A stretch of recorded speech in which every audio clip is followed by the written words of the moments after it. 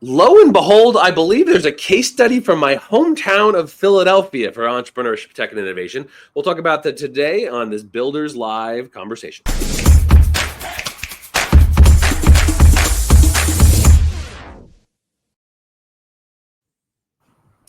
Hey, I'm Chris Wink. I'm the co-founder and CEO of Technically, a news organization with a community of technologists and entrepreneurs.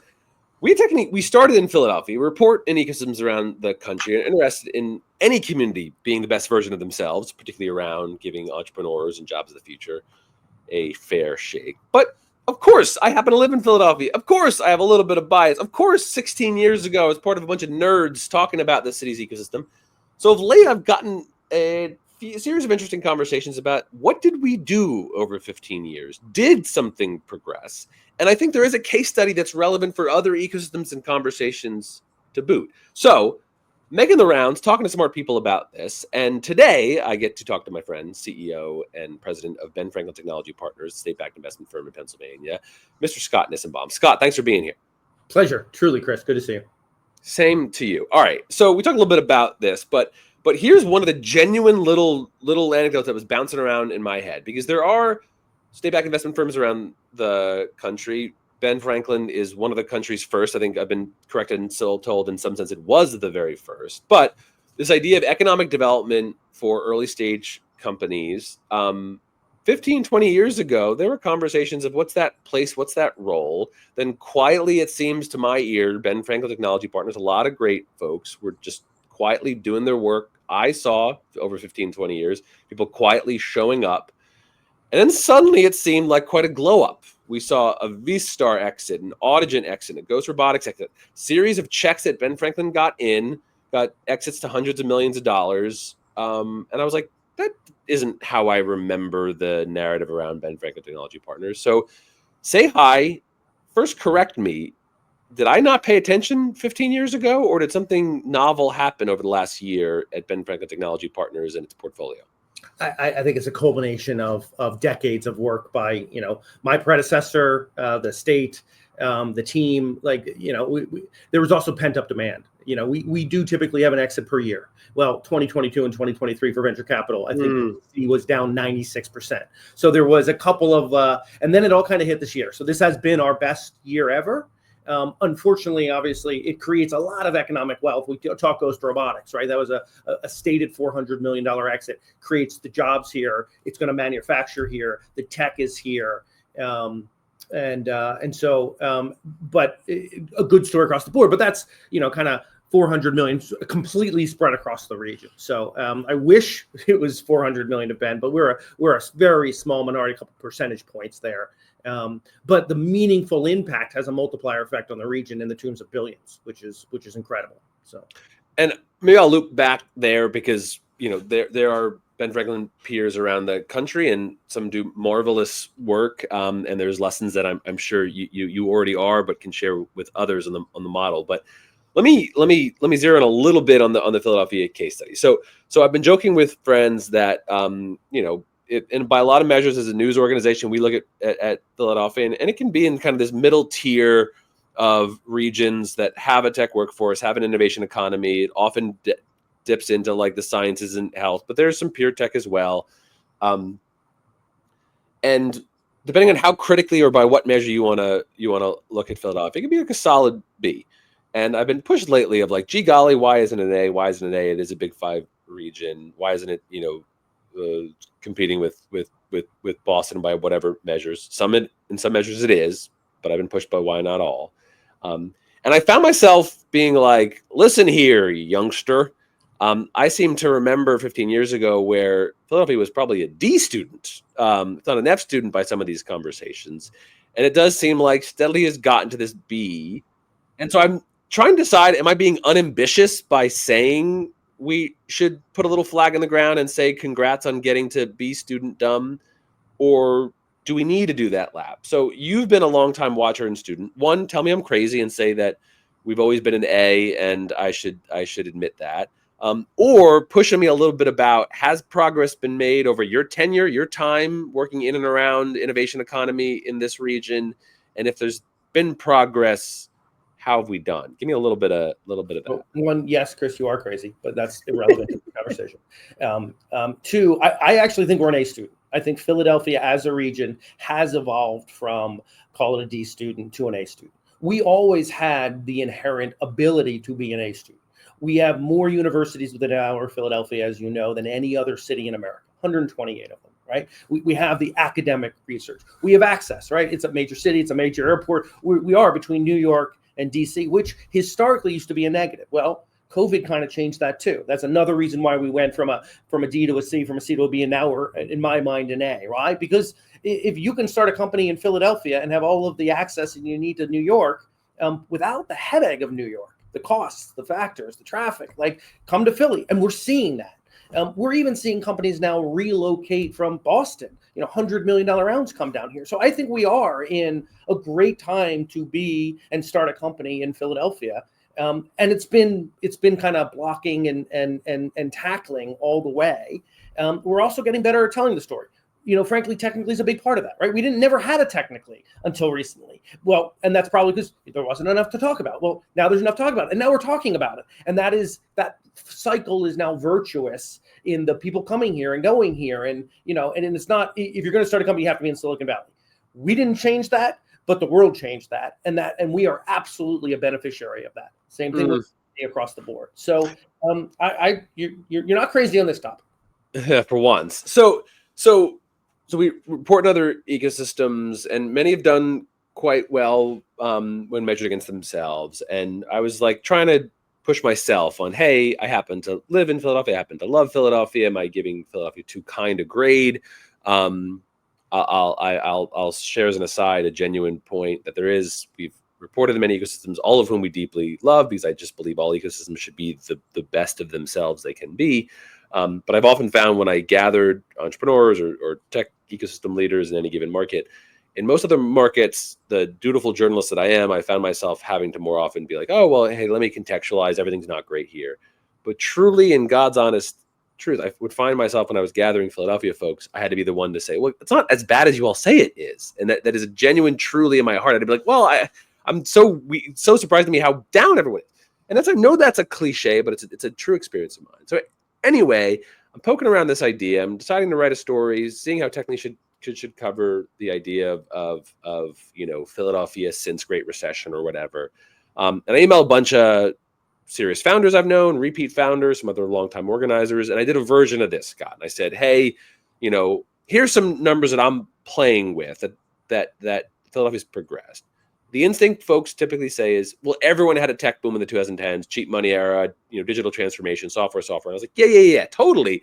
But I mean, compared to peers, or even just proportionally, not just in the aggregate. So a couple points. One, I just closed my tab. So between 2013 and 2023, the decade that we have data in PitchBook, 10 regions with the most VC deals. Before that, Philadelphia wasn't always in that list, but the 10 that had the most deals from venture capital firms. Philadelphia grew second fastest behind only New York, ahead of Miami, ahead of Austin, ahead of Los Angeles. Stole share from the Valley, Boston, and Seattle. Now, of course, Silicon Valley, Boston, and Seattle far outpace overall, but the share declined and the share grew in New York, Philly, Miami, Austin, and New York was second in that group. When I look at the density of where tech workers are, Philadelphia over that 10-year period grew far denser. There's much more in the Center City core than there was in 2013. When we look at the overall count of startup valuations, startup from our friends at Startup Genome Project, meaning the listed valuations of existing startup firms that are tech enabled and exits in a 2-year period. When you look at Philadelphia in 2014, doesn't make the top 50. Now it's crossed the top 25 and grown. So not at its population size, but even compared to peers, the growth has been pretty rapid. So Philadelphia is in a slow growth state, typically been a slow growth region, but the city has won and earned population rise. And by most startup metrics, it's outpaced peers. So in a lot of data, it seems a credible case that there was a Philadelphia success story that isn't just the tech boom that happened everywhere, but it outpaced in peers. I don't think that's something that even Philadelphia boosters are always saying. So my inevitable question to you, Scott, is if this is all true, why don't the leaders within Philadelphia seem to know it? Why were so many of those founders surprised when I shared those data with them? I mean, my honest answer, I think, is a cultural issue, right? Mm. It's an underdog culture, always has been.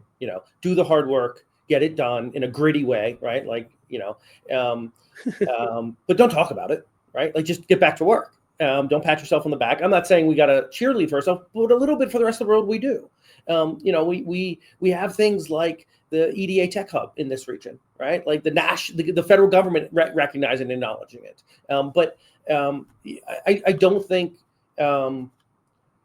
really we've embraced the culture of sharing our own successes with the world. I give the case study of EPAM, which most people in the Philadelphia region, when I ask them about them, they don't even know about. Well, it's a company founded, started, headquartered, and built out of Newtown, PA, less than an hour outside Philadelphia. It's a New York Stock Exchange multi-billion-dollar organization with 50,000 software engineers. When I ask someone in Philly about it, they're like, I've never even heard of them. Like, how? Like, other regions don't do that. Like, you know about your $25 billion, world leaders in a specific market. And so I do think the why don't they know? It's a cultural kind of thing. And we're now coming out of it. We're starting to recognize that, wow, we are really good at this. Part of it has been also the state support of the Ben Franklin-like programs for 40 years, right? Some of our successes, Vistar Media that exited for $600 million this year. That was before I started a decade ago, right? It takes a long time for startups to come to fruition. With a 40-year history at Ben Franklin, you have the luxury of actually being able to have those. There starts and stops otherwise. So I hope that kind of gives you a concise answer. So, well, for sure. And I mean, as the 15 years ago, I was young reporter poking around, and though you rightly said, Rosanna Rosenthal, your predecessor absolutely deserves considerable credit and stewardship. You, Omar, Jason Bannon, so many people through the years. I saw 15 years ago when I was just beginning to cover that. I saw Ben Franklin folks show up. I saw so many stakeholders show up. But in that moment 15 years ago, I think there was a God, but why isn't it moving the way we want to move? And it is true. The journalist in me can't overlook that there was a post-Great Recession, cheap money era, slow and steady economic growth story, digital transformation. Tech happens everywhere. That is true. I do not overlook that for a moment. But when I look at the data that I've followed for 15 years, I do see Philadelphia going from a complete non-player, if I'm being honest as the reporter in me 15 years ago, to being in the mix. It is in the mix. And we can fight and squabble about, what tier of the mix it is.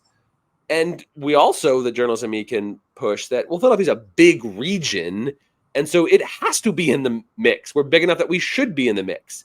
And I guess that for me is somewhat of, I hear you saying, Scott, like there's like an expectation, like we have to be in the mix. We're big enough that we should be in the mix and everything. And so whenever we're not, it's a disappointment. That's true. I think that's right. I guess I'm going to lose you in a minute, and I'm sure I'll have follow-ups because I'm interested in trying to wrap a bigger story. And I think I've seen Ben folks show up and that long tail play out. Maybe my most challenging question for you, Scott, if we end up trying to gather this story of, hey, the Philly Tech Coalition worked. What are you all talking about? We have progress that we need to make, but it worked. I guess I'm wondering if a defining characteristic of Philadelphia is being understated. If we ever get overstated, would that mean we cease to be Philadelphia? Like, can Philadelphia exist while gloating about its successes, or do we have to not gloat? And why are we futzing with our identity? I lived my whole life in Philly. I do think we are very much capable of going to that next level, right? It was we were scrappy and gritty, or whatever other word you want, and we've kind of gotten here in part because there's been a number of changes. Like, this is the first time in the last 5 years I've seen companies relocating to Philly because they needed to be in Philly. Now, that's the cell and gene therapy market where we're kind of the world leader in. But we had a $100 million round move from Boston to be here. Why? Because this is where the talent was. This is where the region was. Because they can have remote access. They can have lower costs. Like, all of that came. Like, I would say the world kind of met us. I don't think we're going to change who we are. Now, you could argue that may not be a great thing. You should need to change when the world changes, but we're going to be scrappy and gritty. The market also met us in, we don't overfund things, right? We're not great at consumer deals because consumer deals take a huge amount of money. We don't do a lot of consumer deals in the Philadelphia market relative to other markets. We do kind of nuts and bolts stuff because we are frugal with the dollar. We are efficient in those dollars, and we're scrappy. So I don't think we're going to lose who we are. We're still the underdog Eagles fans, even though we got 2 Super Bowl rings after the last 8 years, right? Like hopefully we're not throwing batteries at people, but we're still going to be Philly. So that might be the right way to go. You're reminding me of a social video I saw that was a joke of Eagles fans therapy, and the Eagles fan therapy was like, what do we do now that we've won a couple Super Bowl championships? I thought the whole identity was opposed to that. So there might be a real metaphor to be made. Scott, I can talk to you more, and I might very likely have follow-up, but for now, thank you for the insight into how the Ben Franklin Technology Partners story has continued to evolve, and thank you for your work. My pleasure. Thanks for having me, Chris. Look forward to more to come, for sure. More to come. See you next time, friends.